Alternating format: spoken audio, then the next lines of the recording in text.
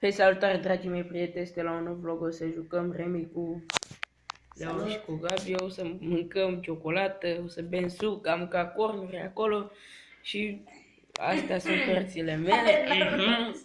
Astea sunt cărțile mele, că am urât n-am decât o formație. Haideți, să prezinte pe ale mele. Mă, lasă-mi mai prezint. La grămadă. Haide.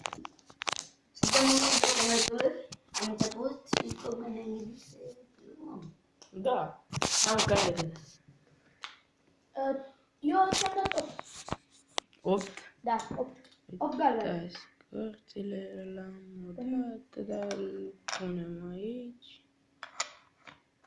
Dăm pe 6. Așa. Așa e când e ziua ta, faci cinste. Lăsați un comentariu cu la mulți ani pentru el. Ia, așa.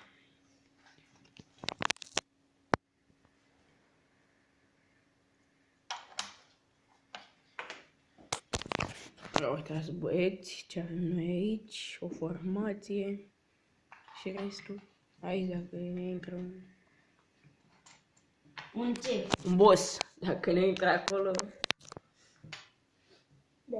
Uitați, 1, 2, poliția. Avem Johnny ca... Parcă știe, mă, Johnny, a tău. Da. Care mai are de stat puțin? Hello. 7. Lasă-mă, stai te cu Ia mai boss. Nu faci. 2. O să revenim.